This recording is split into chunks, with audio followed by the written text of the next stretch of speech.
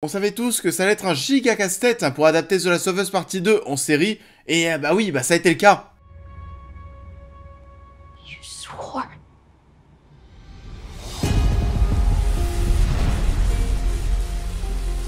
Bonjour à tous, et j'espère que vous allez bien. On se retrouve aujourd'hui pour parler du final de l'épisode 7 de la saison 2 de The Last of Us.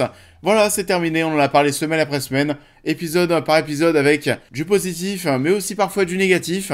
En tout cas, ce qui est sûr, c'est qu'on est passé par pas mal d'émotions. Alors oui, tout n'était pas parfait, mais au moins, c'est le mérite de faire réagir semaine après semaine. Et du coup, ça nous mène aujourd'hui à cet épisode final, le 7ème seulement. Donc, ce final de cette saison 2, de cette seconde saison de The Last of Us, qu'est-ce que ça donne? Et bah c'est parti, on en parle. Alors, ce 7ème épisode, et ben j'ai presque envie de vous dire qu'il a été à l'image de beaucoup d'épisodes de cette saison, c'est-à-dire qu'à chaque fois, on avait quand même cette impression de se dire que bah oui, on a vu un bon épisode, mais que c'est pas mieux que dans le jeu. Et oui, encore une fois, c'est le cas ici. Au-delà de ça, j'ai encore ressenti, vous savez, cet effet rocher, cet effet ça va trop vite.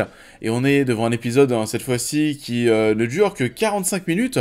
Donc alors oui, 45 minutes, si on retire bien sûr les génériques de début et de fin. Ça méritait, certainement, oui, 15 minutes de plus. Et lorsque j'ai terminé l'épisode, ouais, je me disais que oui, ces 15 minutes en plus, j'avais bien envie de les avoir. Et c'est à l'image de l'intégralité de la saison et même de l'intégralité de la série, parce que je disais pareil avec la saison 1. Il y a beaucoup trop de choses et de moments qui semblent rusher. Et du coup, je sais pas vous, mais même ce final de saison 2, j'avais l'impression de voir un final d'épisode plutôt qu'un final de saison. Vu comment on avançait au fur et à mesure des épisodes, on imaginait bien que ça allait se terminer comme ça, mais je sais pas, il manque quand même un petit quelque chose pour donner vraiment cette impression qu'on a vraiment vécu une saison 2 complète. Là, t'as presque l'impression d'avoir vécu, vous savez, la première partie de la saison 1, de la saison 2, pardon. Alors que non, on n'était pas devant une partie 1 de la saison 2 et la partie 2 arrivera plus tard. La partie 2, c'est la saison 3, de toute façon, bon, ça c'était quelque chose qui était prévisible. Si tu connais le jeu, tu sais très bien que, oui, vu comment le jeu est découpé, c'est sûr qu'en série, ça allait être un petit peu plus, plus compliqué à présenter, surtout que maintenant, on a l'air un peu bête. Hein. On sent qu'on a besoin de voir la suite, que c'est incomplet, sauf que la suite, elle arrivera certainement en 2027, dans 2 ans. Et ce qui fait que pour moi, et je vous laisse me dire en commentaire ce que vous en pensez, et comment vous avez vécu cette fin de saison 2, mais pour moi, c'est ultra frustrant, et on reste vraiment sur notre fin.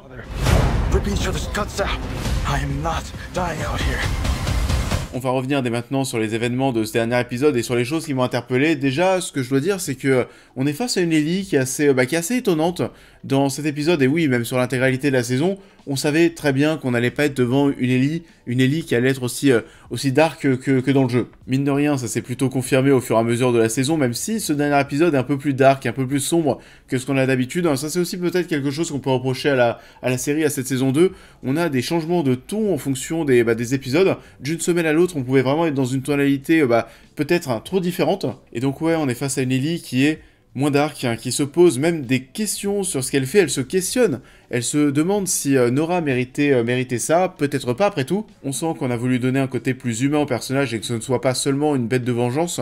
Du coup ici on va essayer d'apporter un peu de nuance dans le personnage d'Ellie, sauf qu'il y a toujours beaucoup trop de moments, on va revenir sur ça après, où elle est un petit peu détestable, elle est agaçante en fait, on va pas se mentir, mais oui, cette Ellie, interprétée par Bella Ramsey, il y a des passages où t'as envie de l'acheter par-dessus bord, oui, clairement. En tout cas, au global et sur l'intégralité de la saison, il y avait plutôt une bonne alchimie entre les personnages de Jesse, de Dina et d'Ellie. Il y a cette espèce de petit triangle amoureux qui va se mettre en place, qui fonctionne plutôt bien, et je dois me dire que certains personnages ressortent mieux que dans le jeu. Les personnages de Jesse et de Dina, pour moi, sont des réussites par rapport au jeu. Je les trouve mieux mis en avant, plus intéressant et peut-être aussi plus attachant. Ce qui n'est bien sûr pas du tout le cas d'Ellie, qui est bien plus intéressante et marquante dans le jeu vidéo, c'est clair. Et en plus, comme on l'a dit, mais Bella Ramsey en Ellie, il y a des moments où c'est un peu agaçant, mais c'est pas forcément de sa faute parfois. Alors, il y a cette scène, vous savez, où il y a cette embrouille avec Jesse, où elle apprend que Jesse n'a pas voté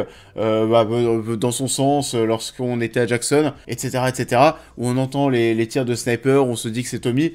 Il y a cette embrouille entre Jesse et Ellie, où Ellie se met encore une fois à gueuler, alors que même si les gens sont peut-être un peu loin, le but c'est d'être au maximum discrète, on sait jamais. On a une Bella Ramsey ici qui surjoue un peu, ça m'a, oui, un poil dérangé.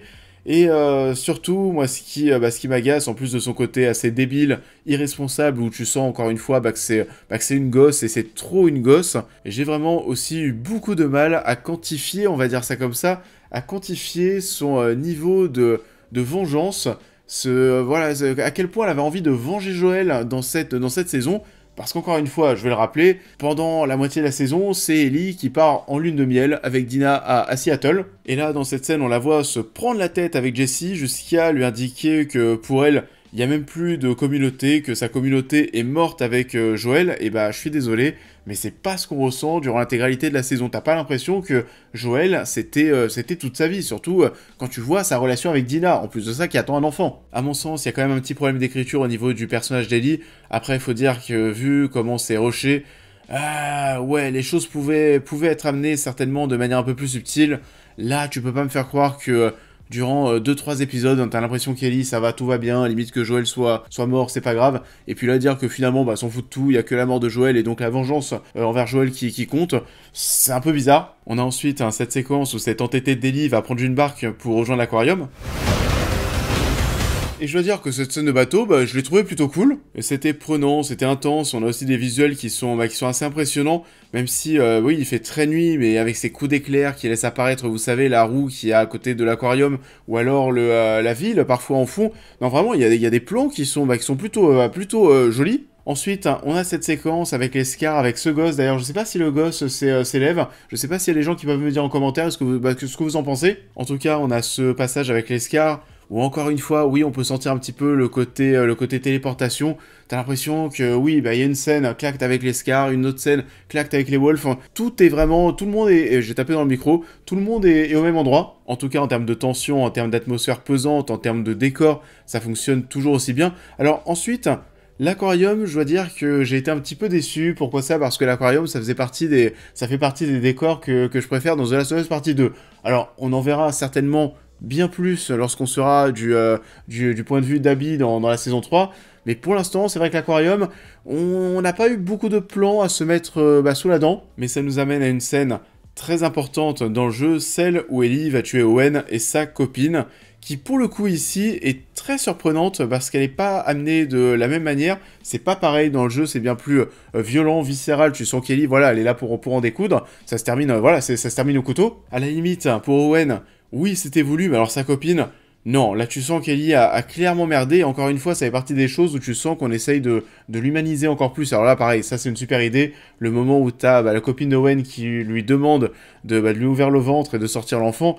Voilà, là en termes de scène, choc, intense, émotionnellement, là on y est. J'ai plutôt bien aimé aussi le final de la saison, même si, bon bah comme je le disais, je pense que ça fait très fin d'épisode et qu'on pourrait passer directement à la suite, plus qu'une fin de saison.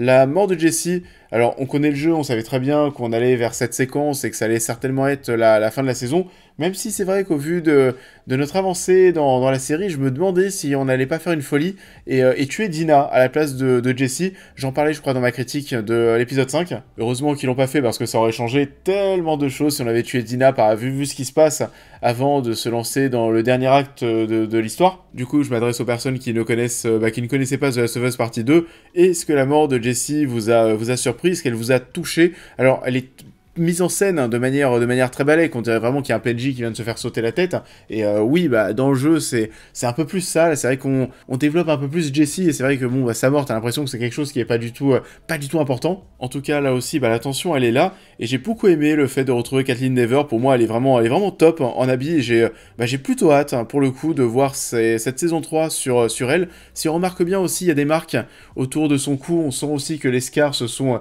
attaqués à elle, parce que oui, ça a été annoncé, c'est plus une surprise, la saison 3 sera focalisée sur Abby, et donc oui, on va repartir sur le premier jour de Seattle, en débutant dans ce stade, qui, lui aussi, je parlais de décors que j'avais adoré dans The Last of Us Partie 2, il y avait pour moi l'aquarium que je trouvais, vraiment fabuleux, c'était presque poétique de se retrouver à l'intérieur, et bien sûr, le stade, où oui, bah c'est assez dingue de voir tout ça au milieu de ce stade. Moi, pour le coup, c'était vraiment quelque chose que j'avais surkiffé dans The Last of Us Partie 2, donc...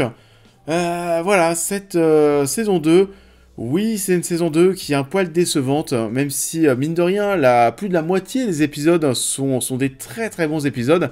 Après, on savait très bien que ça allait être très difficile de nous faire quelque chose qui allait être à la hauteur, parce que le découpage du jeu est tellement particulier que là, ouais, en série, en fait, on se sent encore plus, vous savez, coupé dans notre élan.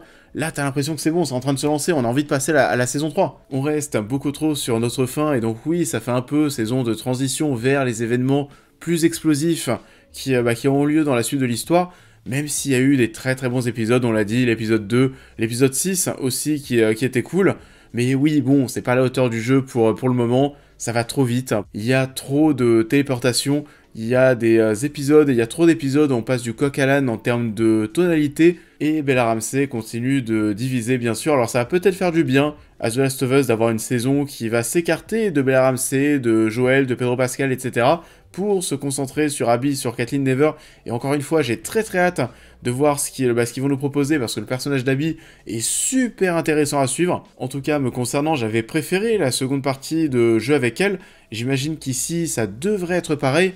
Maintenant, bon, on va voir ce que ça va donner, on va voir aussi, surtout si le public sera au rendez-vous, parce que là, il n'y a plus Pedro Pascal, et oui, ça risque de faire un peu de mal au show en termes de popularité. Même si, une nouvelle fois, malheureusement, j'imagine que ça sera pas aussi intéressant que le jeu, parce qu'on a beaucoup trop dévoilé de choses dans cette saison 2. Pour moi, il y aura très très peu de surprises, et on sait déjà où est-ce qu'on va aller. Reste à savoir si The Last of Us Partie 2 l'adaptation de The Last of Us Partie 2 se conclura avec cette saison 3, ou est-ce qu'il y aura une 4ème saison? Je pense qu'il en faudra une 4ème. En tout cas, ça serait bien. Donc vous l'avez compris, au global, cette saison 2, ça reste quand même une bonne saison avec des bons épisodes, avec des bons décors, une belle production design. Mais il y a quand même pas mal de petites choses à dire. On reste un petit peu sur notre fin, et je pense que pour les fans du jeu dont je fais partie, on est quand même un poil déçu. Après, on savait très bien qu'on n'irait pas faire aussi bien que le jeu. En tout cas, ça m'a vachement donné envie de refaire The Last of Us Partie 2, et c'est peut-être quelque chose qu'il va falloir que je fasse avant de mater la saison 3. En tout cas, je vous laisse me dire en commentaire ce que vous avez pensé de cette saison 2. Je vous invite à me dire quels sont les épisodes que vous avez préférés. Je vous invite à liker cette vidéo, à vous abonner, à me suivre sur tous mes réseaux, à devenir membre soutien si vous souhaitez soutenir mon travail, et on va se retrouver la semaine prochaine pour parler de Ballerina, le spin-off de John Wick. Leave the wolf to its prey. She sent you here to kill me? Or you can leave. I'm not leaving. Your choice. Ballerina, que je vais voir un petit peu en avance parce que je le vois déjà cette semaine, et j'ai hâte de vous en parler parce que, oui, même si je suis pas un très très grand fan des John Wick, et le dernier film, j'avais surkiffé, donc j'espère qu'on sera à ce niveau. Cette fois-ci, c'est Ana de Armas qui aura le rôle principal. On verra ce que ça donne. Je vous souhaite à tous un excellent début de semaine, et je vous dis à très vite.